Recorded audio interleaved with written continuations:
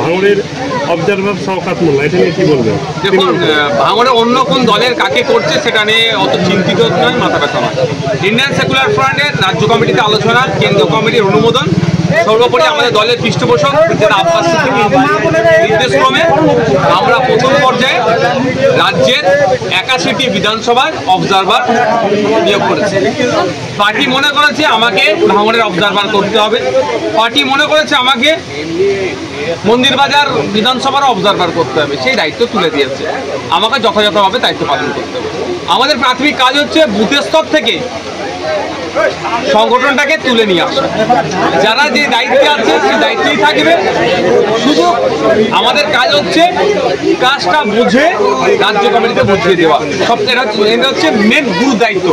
এক কথায় সংগঠনটাকে তৈরি করতে সম্পূর্ণ সহযোগিতা ও সহায়কের ভূমিকা পালন করতে হবে। তা আমি প্রায় রবিবার ভাঙড়ে আসি, অন্যান্য দিনও ভাঙড়ে আসি।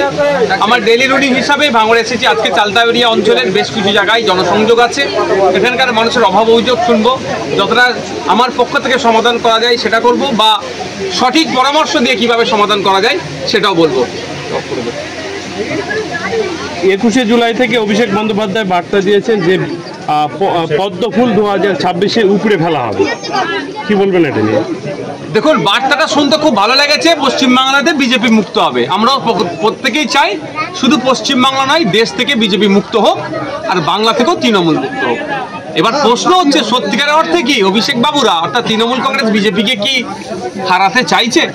যদি বিজেপি মুক্ত করতে চাই, সর্বপ্রথম কাজ হবে শুভেন্দু অধিকারীদের মতো যারা রাত দিন মুসলমানদেরকে রোহিঙ্গা বলে দেখে দেওয়ার চেষ্টা করছে, ভারতীয় মুসলিম বাঙালি মুসলিমদেরকে উপরে অত্যাচার নেমে আসছে, ঘুষপেটিয়া বলছে, দেশদ্রোহী বলে দেখে দেওয়ার চেষ্টা করছে, মাদ্রাসা মসজিদগুলোকে ক্রমাগত আক্রমণ করছে ভাষাগতভাবে, তাদের বিরুদ্ধে এফআইআর করে এদেরকে জেলের মধ্যে রাখুন। নেতাগুলোকে ধরে জেলের মধ্যে রাখলেই তো এমনি পদ্ম ফুটা বন্ধ হয়ে যাবে। গল্প শোনাচ্ছে আমাদেরকে, 2021-এ গল্প শুনিয়েছিল, 3 থেকে 77টা এমএলএ বানিয়ে দিয়েছে এই তৃণমূলই তাদের দায়িত্ব নিয়ে সহযোগিতা করে বকলমে। 2014 থেকে 2019-এর এমপির সংখ্যা অনেক বেড়ে গেল, আর গল্প আমাদের শোনাচ্ছে কে বিজেপিকে রুখবে। তৃণমূলকে দিয়ে বিজেপিকে রোখা যাবে না, এটা আমি দায়িত্ব নিয়ে বলতে পারি। আর বিজেপির ভয় দেখিয়ে রাজনৈতিক ফায়দা পশ্চিমবাংলায় সব থেকে বেশি যেটা নিচ্ছে তার নাম হচ্ছে তৃণমূল কংগ্রেস। সুতরাং অভিষেক বাবুর বক্তব্যটা ওই স্টেজ শোই হয়েছে, ওই স্টেজেই ভালো লাগবে। বাস্তবিক অর্থে অভিষেক বাবুরা বিজেপিকে বাংলায় আরো বেশি করে জায়গা করে দিচ্ছে। কারণ ভুলে যাচ্ছি না, বিজেপিকে ফ্রন্টে নিয়েছে লড়াই করব, অভিষেক বাবুর পিসিমণি বলেছিল। আচ্ছা, আইএসএফ এর ছাত্র সংগঠন স্টুডেন্ট ফ্রন্ট যখন বিকাশ ভবন অভিযানে গেল, কিছুক্ষণের মধ্যেই পুলিশ তাদেরকে গ্রেফতার করলো, কিন্তু তৃণমূল কংগ্রেসের 21শে জুলাই কোনো সমস্যা হলো না। আপনার মানে আমাদের প্রোগ্রাম করতেই অসুবিধা শাসকের কাছে, আমরা প্রোগ্রাম করছি ন্যায়কে প্রতিষ্ঠা করছি। আমাদের কর্মকাণ্ড আমাদের বিভিন্ন স্তরে নেতৃত্বদের দলের কর্মীদের কাজ দেখে অন্যান্য এলাকার মানুষজন দেখবেন আমাদের কাছে এগিয়ে আসছে। ঠিক একইভাবে আমাদের লেবার ফ্রন্ট, স্টুডেন্ট ফ্রন্টও ব্যাপকভাবে কাজ করছে। এইটা দেখি আরো অন্যান্য যে ফ্রন্টগুলো আছে ব্যাপকভাবে তারা কাজ করছে, এটা থেকে অনেক মানুষ এগিয়ে আসছে। বিকাশ ভবনে তারা যাচ্ছিল কেন? তাদের ডিমান্ডগুলো কি কি? যে অলচিকি লিপি সাঁওতালি ভাষায় পৃথক শিক্ষা বোর্ড দিতে হবে। দ্বিতীয় কি? যে আনএডেড শিক্ষা প্রতিষ্ঠানগুলোকে এডেড করতে হবে। ডিমান্ড কি? যে শিক্ষা ব্যবস্থার অচলাবস্থা হয়ে যাচ্ছে, শিক্ষক নিয়োগ না হওয়ার ফলে সচল করতে হবে। শিক্ষাকে প্রাইভেট যেভাবে করার চেষ্টা করছে সেটা করা যাবে না। পাবলিক সেটা পাবলিক মোডেই রাখতে পারতে সর্বজনীন করতে হবে এক কথায়। আর যে শিক্ষা প্রতিষ্ঠানগুলো বিশেষ করে কলেজগুলো যেভাবে দুর্নীতির আখড়া হয়ে যাচ্ছে, সমাজ বিরোধীরা ইউনিয়ন রুমগুলো যদি এখনো কোর্ট অর্ডারে ইউনিয়ন রুম বন্ধ আছে, তালা মারা আছে, কিন্তু এই যে শিক্ষার পরিবেশ ফিরিয়ে নিয়ে আসতে হবে, ভয়মুক্ত ক্যাম্পাস করতে হবে, এক কথায় শিক্ষার দাবি নিয়ে ছাত্ররা বিকাশ ভবনের উদ্দেশ্যে যাচ্ছিল। শাসক এতটাই ভয় পেয়েছে ইন্ডিয়ান সেকুলার ফ্রন্টের স্টুডেন্ট ফ্রন্টকে, মিছিল শুরুর পূর্বেই তাদেরকে আটকে দিয়েছে। তবে এটা চরম গণতন্ত্রের পরিপন্থী, এর আমরা ধিক্কার নিন্দা জানাচ্ছি। এইরকম ভাবে ধমকে চমকে স্টুডেন্ট ফ্রন্টকেও আটকে রাখতে পারবে না, তাদের মাদার সংগঠন তথা আইএসএফ করে আটকে রাখতে পারবে না। আইএসএফ যে সমাজ ব্যবস্থা পরিবর্তনের স্বপ্ন নিয়ে রাজনীতির ময়দানে এসেছে সেটা কার্যকারী খুব দ্রুতই হবে।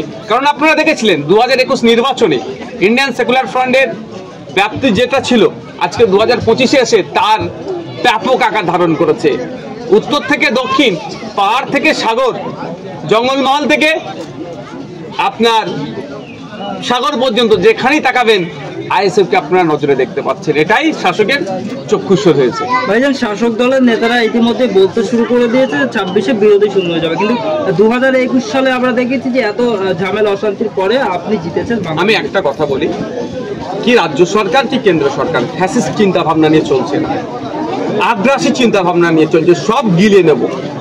গণতন্ত্রের জন্য এটা স্বাস্থ্যকর নয়। গণতন্ত্র তখনই সুরক্ষিত থাকবে অপোজিশন যখন স্ট্রং থাকবে, বিরোধী যখন শক্তিশালী থাকবে, গণতন্ত্র ততটাই সুরক্ষিত থাকবে। আর গণতন্ত্র সুরক্ষিত থাকলে ওই কসবা ল কলেজের মেয়েটিকে ধর্ষণ করার সাহস পেত না। গণতন্ত্র সুরক্ষিত থাকলে আপনার রেশন কেউ চুরি করতে পারবে না। গণতন্ত্র সুরক্ষিত থাকলে স্কুলের টিচার নিয়মিত নিয়োগ হবে। গণতন্ত্র সুরক্ষিত থাকলে বছরে বছর এসএসসি হবে, দুর্নীতিমুক্ত নিয়োগ হবে। গণতন্ত্র সুরক্ষিত থাকলে ট্রান্সপোর্ট ব্যবস্থা উন্নততর হবে। গণতন্ত্র সুরক্ষিত থাকলে আপনার আমার মৌলিক অধিকারগুলো সুরক্ষিত থাকবে। দুর্ভাগ্য আমাদের গণতন্ত্র কিনা সংকুচিত করার চেষ্টা করছে বিরোধী শূন্য করার জন্য। ফলে কখনো ফরেস্ট রাইট অ্যাক্টকে অ্যামেন্ডমেন্টের নামে আদিবাসীদের জঙ্গলের উপরে অধিকার যেটা আছে কিছুটা খর্ব করার চেষ্টা করছে, কখনো ওয়াকাফ অ্যামেন্ডমেন্ট অ্যাক্টের নামে ওয়াকাফ সম্পত্তি মুসলমানদের যেটা আছে সেটাকে কেড়ে নেওয়ার অপচেষ্টা চালাচ্ছে, কখনো ফার্মার্স বিলের নামে আপনার কৃষকদের অধিকার ক্ষুণ্ণ করার চেষ্টা হচ্ছে। এরা গণতন্ত্রকে দুর্বল করে। তাই গণতন্ত্র যতটাই শক্তিশালী থাকবে আমার আপনার অধিকার, প্রত্যেকের অধিকার, আপনারা যে মিডিয়া পাচ্ছেন আপনাদের অধিকার আছে সেটাও আজকে সংকুচিত হচ্ছে। আপনাদের যে বলার স্বাধীনতা সেটা ক্রমশ হস্তক্ষেপ হচ্ছে। আপনাদের এই ভাঙড়ে বিজয়গঞ্জ বাজারের যে কাঠের পোলের পরিবর্তে কংক্রিটের ব্রিজ নির্মাণ হচ্ছে, ওটা আমার দাবি ছিল বিধানসভায়। সেটা যখন কোন মিডিয়ার মানুষজন গিয়ে করতে গিয়েছে তারপরে অ্যাটাক হয়েছে। এটা নতুন কিছু নয়। এই যে গণতন্ত্রের উপরে আক্রমণ, এটা মিডিয়ার উপরে আক্রমণ মানে গণতন্ত্রের উপরে আক্রমণ। এটা সাহস পাচ্ছে কিভাবে? বিরোধী এখানে দুর্বল বলে। বিরোধী যদি পশ্চিমবাংলায় শক্তিশালী হতো, মিডিয়ার দিকে না চোখ তুলে তাকাতে পারতো, না মহিলার দিকে চোখ তুলে তাকাতে পারতো, না অসহায়ের দিকে চোখ তুলে তাকাতে পারতো, প্রত্যেকের অধিকার সুনিশ্চিত থাকতো। আমরা চাই গণতন্ত্রের বিরোধী শক্তিশালী হোক। গণতন্ত্রের বিরোধী শক্তিশালী হলে ডেমোক্রেসি স্ট্রং হবে। ডেমোক্রেসি স্ট্রং হলে বাংলা তথা দেশ এগিয়ে যাবে। তাই আমরা দেশভক্তি মানুষ, আমরা জাতীয়তাবাদী চিন্তা ভাবনা নিয়ে চলি। আমরা দায়িত্বশীল নাগরিক হিসাবে আমরা সবসময় চাইবো বিরোধী স্পেস ব্যাপকভাবে হোক। শুভেন্দু অধিকারী বলছেন যে ভুয়ো ভোটারে যারা মানে মুসলমান থাকবে তাদের তাড়ানো হবে, কিন্তু হিন্দুদের ঠেকাটা আমি নেব। শুভেন্দু অধিকারী তো ভারতবর্ষের রাষ্ট্রপতি, শুভেন্দু অধিকারী তো chief justice of Supreme Court, Suvendu Adhikari তো chief minister of West Bengal, Suvendu Adhikari তো প্রাইম মিনিস্টার অফ ইন্ডিয়া। নাকি উনি বলে দেবেন অত সহজ নাকি? উনি গল্প শুনিয়েছিলেন এনআরসির সময়। এই গল্পটা কোথায় শুনিয়েছিল? অসমে, যে অহমিয়া বা অসমের হিন্দুদের অসুবিধা হবে না, যা হবে মিয়া ভাইদের। 19 লক্ষ লাস্ট আমরা যতটুকু জানি 19 লক্ষ নাম বাদ পড়েছে, 17 লক্ষ কিন্তু মিয়া ভাই নয়, এটা মাথায় রাখবেন। এখানের যেটা গল্প শোনাচ্ছে শুভেন্দু অধিকারী, এখানকার যারা ওপার বাংলা থেকে এসে অলরেডি এখানকার শিক্ষা ব্যবস্থা, স্বাস্থ্য ব্যবস্থা, পাবলিক ট্রান্সপোর্ট, সরকারি চাকরি নিয়ে যে সমস্ত ভাইরা, বিশেষ করে নমশূদ্র মতো সমাজের ভাইরা নাগরিকত্ব অলরেডি পেয়ে আছেন, ভারতবর্ষের প্রত্যেকটা জিনিস তারা এনজয় করছেন, তাদেরকে নতুন করে সমস্যার সম্মুখীন করার চেষ্টা হচ্ছে এই রকমগুলো করে। যে কাগজপত্রগুলো চেয়েছে, আমি দায়িত্ব নিয়ে বলতে পারি সিংহভাগ মুসলমান প্রুফ দিতে পারবে। কিঞ্চিত যারা আছে তাদের কি আছে সেটাও বলছি, নামের বানান ভুল হবে মুসলমানদের। আমি মুসলিম সম্প্রদায়ের কাছে বলবো, অমুসলিম সম্প্রদায়ের কাছে বলবো যে SIR নিয়ে অহেতুক প্যানিক সৃষ্টি করার চেষ্টা করছে বিজেপি। এটা বোঝানোর চেষ্টা করছে এটা করে মুসলমানদের ভোটাধিকার কেড়ে নেবো, মুসলমানদের দেশ থেকে তাড়িয়ে দেবো, এই বলে ভোট নেওয়ার চেষ্টা করছে। আর তৃণমূল বোঝানোর চেষ্টা করছে যে মুসলমানদের ভোট আমি থাকলে মুসলমানদের ভোট বাঁচবে, নাহলে তারা দেশ থেকে তাড়িয়ে দেবে। এটা মাথায় থেকে সরিয়ে দিন। 2002 সালে এই ধরনের SIR টাইপ হয়েছিল, সেই সময় পশ্চিমবাংলা থেকে প্রায় 28 লক্ষ ভোটারের নাম বাদ করেছিল। তো আমাদের লক্ষ্য রাখতে হবে অবৈধ ভোটারকে যেমন বাদ দেব, সাথে সাথে বৈধ ভোটার না একটা বাদ যায়। আমরা বৈধ ভোটারের হয়ে সওয়াল করব, অবৈধ ভোটার যাতে বাদ যায় তার পূর্ণ সহযোগিতা আমরা সকলে করব।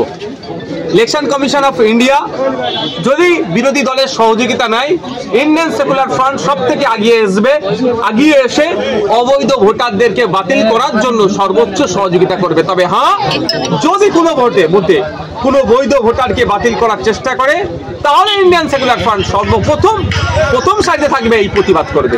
কোনো বৈধ ভোটারকে অবৈধ ঘোষণা করা যাবে না। দিলীপ ঘোষ বারবার বলছে যে এবারে 2026-এ হয়তো উপমুখ্যমন্ত্রী মুসলিম সমাজ থেকেই হবে, তাহলে সেটা কি নওশাদ সিদ্দিকী হবে এরকম সম্ভব? আমার উপমুখ্যমন্ত্রী মন্ত্রিত্ব নেওয়ার কোনো ইচ্ছা নেই। যদি আমার সবুজ গাড়ি নিয়ে চড়ার ইচ্ছা থাকতো, লাইট নিয়ে চড়ার ইচ্ছা থাকতো, তাহলে তখন আমি তৃণমূলের নাম লিখিয়ে দিতাম। আর যে এখানে আপনারা সাধারণ মানুষ আমাকে ভিড় করে দাঁড়িয়েছে, পরিবর্তনে তৃণমূলের কিছু লোক আমার সাথে থাকতো, কিন্তু আমি ওটা চাইনি। আমি চাই সমাজ ব্যবস্থা পরিবর্তন করতে। আমি উপমুখ্যমন্ত্রী, আমি মুখ্যমন্ত্রী হয়ে লাভটা কি হবে? একটা সুন্দরবনের মানুষকে কলকাতায় ট্রিটমেন্ট করতে যেতে হচ্ছে, নাহলে প্রাইভেটে যেতে হচ্ছে। ঝাড়গ্রামের মানুষকে কলকাতায় ওষুধ নিয়ে ট্রিটমেন্টের জন্য আসতে হচ্ছে। কুচবিহারের মানুষকে কলকাতায় ট্রিটমেন্ট করতে আসতে হচ্ছে। আর আমি উপমুখ্যমন্ত্রী হব, আমি মন্ত্রী হবো, লাভ কি হবে? এই মন্ত্রিত্ব আমার দরকার নেই। সাধারণ মানুষ হয়ে থাকবো। আমাদের লড়াই হচ্ছে শিক্ষা, স্বাস্থ্য, পাবলিক ট্রান্সপোর্ট, মানুষের মাথাপিছু গড় ইনকাম, কৃষকদের মাথাপিছু গড় ইনকাম, শ্রমিকদের ন্যূনতম মজুরি 18,000, এইগুলো এস্টাবলিশ হোক, তাহলেই আমরা সার্থক হব।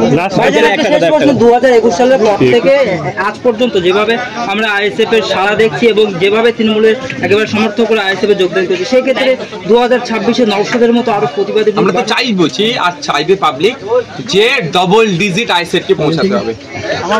অনেক গল্প হয়েছে 2021-এ বিজেপি চলে আসবে বলে, অনেক ভয় দেখিয়েছিল।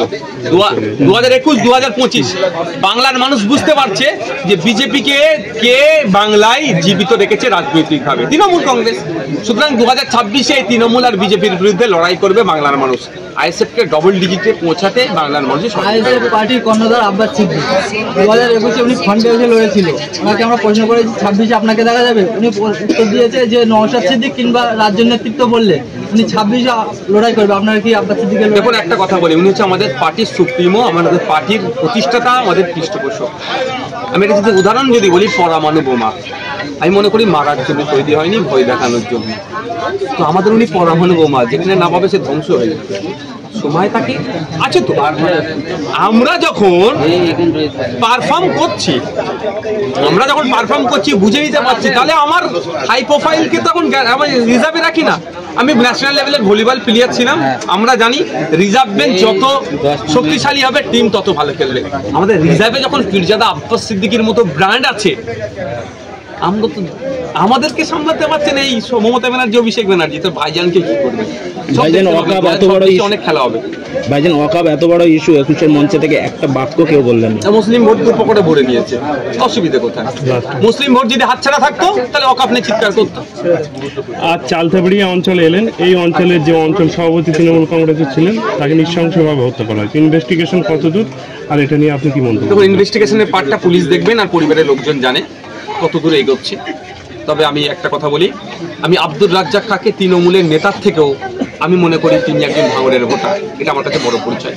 আমি আইএসএফ এর নেতার থেকেও আমি একজন ভাঙড়ের বিধায়ক, এটা আমার কাছে বড় পরিচয় আজকের দিনে। সুতরাং রাজ্জাক খাঁ পরিবার যাতে ন্যায় পায়, রাজ্জাক খাঁকে যে বা যারা খুন করলো প্রত্যেকে যাতে আইনের আওতায় নিয়ে এসে সর্বোচ্চ শাস্তির ব্যবস্থা করা যায়, তার জন্য আমি শেষ দিন পর্যন্ত ওর পরিবারের সাথে থাকবো। আমাকে সামনে এসে সব লড়াই করতে হবে এটা নয়, ওনার পরিবারকে আমি ব্যাকডোর থেকেও সাপোর্ট দেব এই খুনের বিরুদ্ধে লড়াই করার জন্য। আমার ভাঙড়ের সাধারণ মানুষ খুন হলেও যতটা আমি চিন্তিত, আক্রমণ হলে যতটা চিন্তিত, তৃণমূলের লক্ষ্য যদি আক্রান্ত হয় আমি অতটাই চিন্তিত হব, আইএসএফ এর লক্ষ্য আক্রান্ত হলে অতটাই চিন্তিত হব। কারণ আমি একজন বিধায়ক, আমার কাছে প্রত্যেকটা ভোটারের মান সম্মান সমান। লাস্ট কোশ্চেন, শওকত মোল্লা একটা জনসভা থেকে পরিষ্কার বলেছেন যে রেজ্জাক খুনের ঘটনায় আমি চাইলে নওশাদ সিদ্দিককে জড়িয়ে দিতে পারতাম।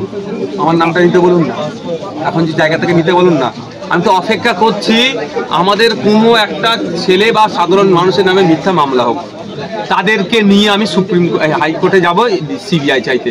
আর আপনাদের বলে রাখছি, সিবিআই চাইলেই সরকার সাহেবের রাইট লেফট ব্যাক ফ্রন্ট অনেকে উঠে যাবে, হয়তো উঠে যাওয়ার লিস্টে সরকার সাহেবকে জিজ্ঞাসাবাদ করতে পারে সিবিআই। আমি এতটা বলে যাচ্ছি এখানে। আমার নাম যদি আমি যদি অন্যায় করে থাকি কেন ছাড়বে? আমার ছেলে যদি কেউ কোনো পার্টি কেউ অন্যায় করে থাকে কেন ছাড়বে? বলুক, যদি কেউ অন্যায় করে থাকে ঘাড় ধরে পুলিশের থানায় তুলে দিয়ে দেবো। কারণ এই হিংসা মারামারি রাজনীতি আমি কাউকে শিখাই না, করতেও দেবো না।